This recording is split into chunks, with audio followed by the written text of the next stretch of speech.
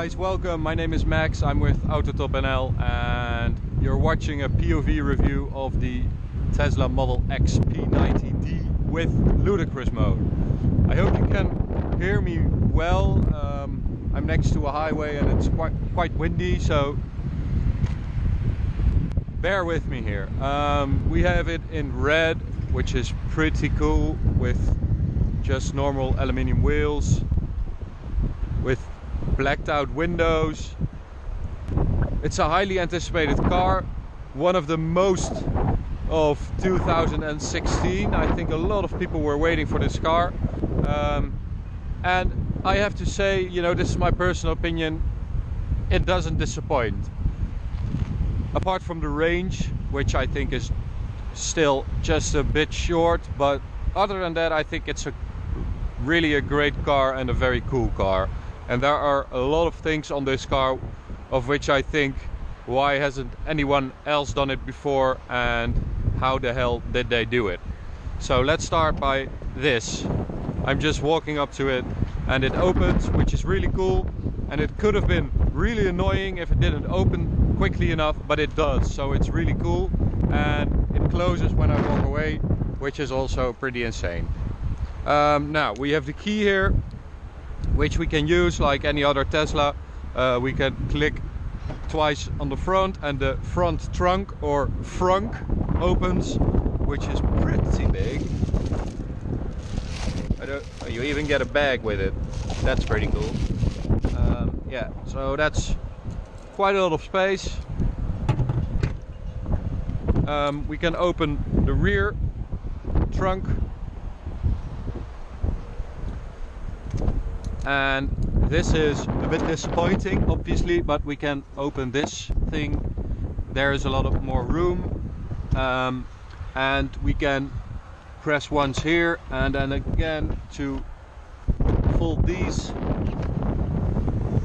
and this means it's okay. This is quite nice. You could also bring these two to the front, but you can't fold them all together. So let's put them up.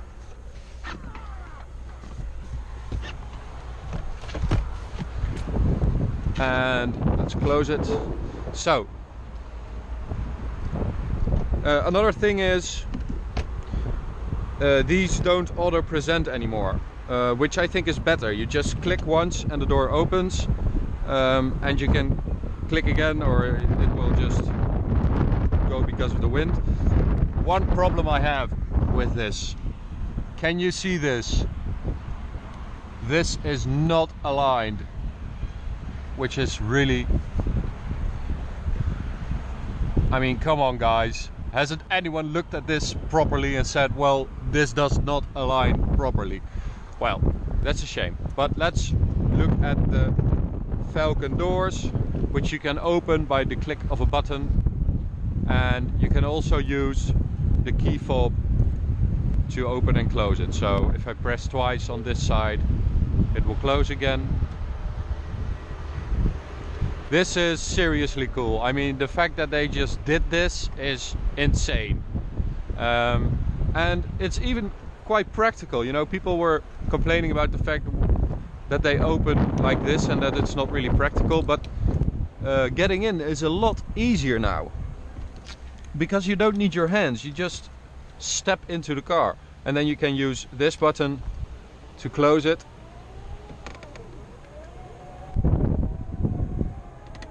It does take a while. So pretty cool. And we have a little window here, which is also nice, and it's really spacious in here. We have the 2 seats set up in here, but you can also get a 3 seat with another one here. But this means that there's a lot of space around here, and you can just switch to the back. And well, if I sit here, maybe I can. No, this is really too small for me, but I can really chill here and lounge, and it's quite far to the driver.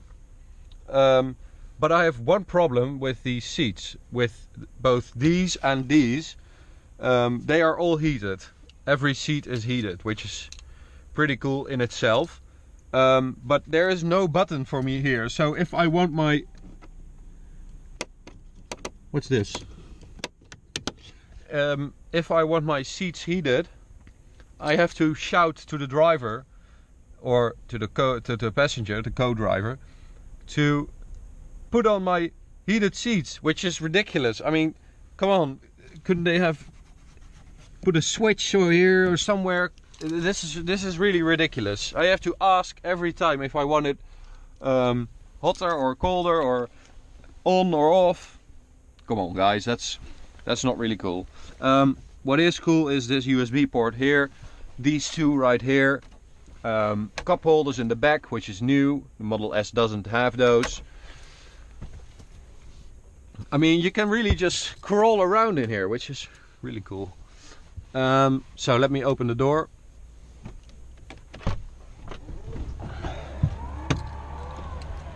And when we get in, we can just press the brake pedal to close the door. We can pull this lever, or we can use the buttons here. You don't have to switch it on or something, just put it in D and you're good to go. Now, this windshield is also somewhat of a party trick of the Model X. I absolutely love it. I think it's really, really cool. I think this is really ugly, but you know, they have to, I think there's some sensors in here or something, so it has to be there, but yeah. Would be cool if this was just one piece. It's actually the biggest piece of glass ever fitted to a production car, so that's also pretty nice. And so yeah, let's go for a drive. Driving the Model X is just like driving a very large Model S. The interior is the same, or practically the same. It's a bit bigger, this is a bit larger. As I said, to get the interior space this car has and the 3 seating rows, they just moved the entire cabin to the front, which means you do have a shorter bonnet, but the interior space is really, really nice. Obviously we have the incredibly large window up here, which is tinted from right about here up to here, which should prevent blinding from the sun and well, heating up. I did hear from Martijn earlier that some people were struggling with this part, that it wasn't blinded enough, so they were still struggling with the sun. So maybe that's a point of attention for Tesla for a facelift or something. What I do like are these visors, which are magnetically connected over there, and you can control this, and you can even use the mirror, which is really pretty cool. So let me engage autopilot, and we have some more. So everything is the same. This is now standard in the Model X, the center console with the big compartments. We have some really nice beige leather. These compartments are new as well in the Tesla Model S. It's just one big lump of plastic and no storage space, so that's pretty nice. In the menus, nothing has changed. We don't have the newest version of the software here because there have been some changes in both design, and you can now get these things out of the way if you're using the map and stuff. So this is the previous version, but we do have ventilated seats and heated, of course, and the same menu for everything. I can control the doors as I showed you before. The seats, the suspension, air suspension, the ride height is controllable as well, like we know from the Model S. And this is, everything is the same. It still works really well.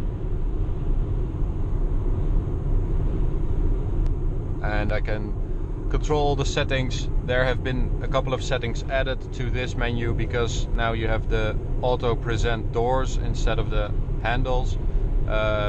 So I can set here the configuration for the door. So do I want the doors to lock and close when I walk away, and to open when I walk to the door.